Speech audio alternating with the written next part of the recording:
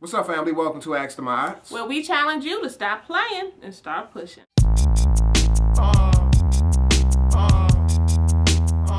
mean, that right there is real. It's just me. It's just in me. Stank. Play your breath in my face. Let's see if you're going 3 for 3.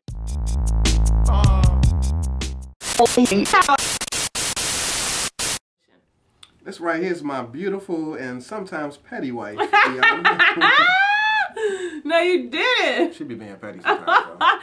He's saying that, y'all, because I just interrupted him when we tried to start. I was like, whoa, wait a minute, babe. So he got mad. Pet tea. I'm not petty. All right, well, go ahead. It's called constructive criticism. Okay. It's constructive. So who am I to you? He's trying to move me along. He's trying to move me along.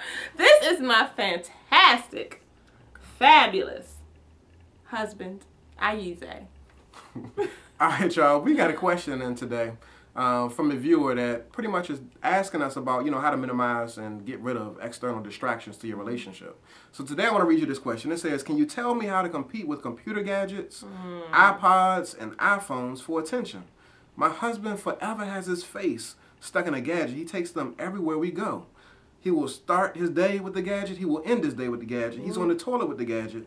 How do I get the gadgets out of his hand? You said he's on the toilet with a gadget? Yeah. So this question right here, we could probably throw Facebook in the mix too. Yeah. And really, talk about how to minimize and deal with these external distractions. Number one, I think that we have to recognize that we are in a new age. We're in a new technological age where pretty much the computer, whether or not you're attached to social media like Facebook and Twitter and LinkedIn and MySpace and all that, whether or not you're even attached to that, technology is a major part of people's lives. You got to have some type of structure, right, some type of rules of how you're going to interact with the outside world. Yes. Because again, your relationship should come first. Say that again. How you're going to what? How you're going to interact with the outside world. People don't understand. Because again, it's really that. Yeah, your relationship needs to come first. And if you're putting that relationship first, again, develop a plan on how you're going to deal with everything else that comes after that. Your family should always be first. Yeah, but that's like a difficult thing too, though, because people feel attached to their gadgets and attached to that sense of privacy.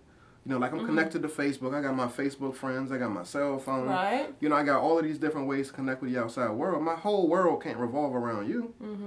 So when I'm like investing in my gadgets and stuff, and I really don't see no big deal. Your world cannot revolve around your spouse. People feel attached to their gadgets and attached to that sense of privacy. Saying this, your world also cannot revolve around yourself. So when I'm like investing in my gadgets and stuff, and I really don't see no big deal. It can't revolve around what you want to do. It can't revolve around your gadgets. It can't revolve around your time and attention being invested in anything else more than it is than you're investing in your family. And when we get to those places where we are trying to figure out what should I do? Should I go over here for this, or should I be with my family? All you got to do is say, wait a minute, what's the rules? What's the values?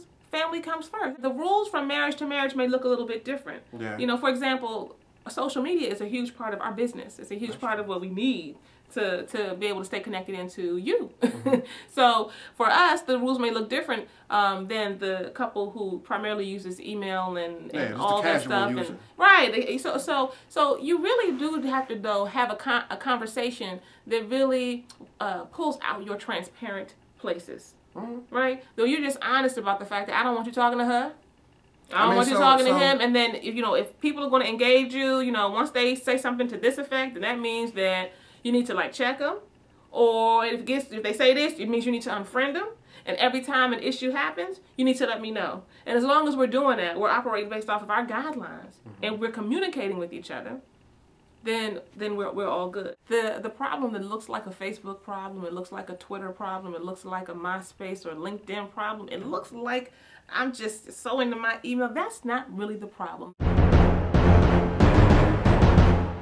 The problem is that you all don't have established guidelines for how you are going to interact with the outside world. And that would include social media, email, and all of the gadgets. When you establish the guidelines, you make it easier, you shut down all the yip, and just say, is this the rule?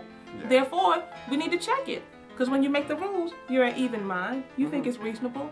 Of course you think it's a little less reasonable when you're in the mix. But that's why we establish rules. So we don't have to go off of what you feel in that moment. All right, we hope that this has been helpful to you.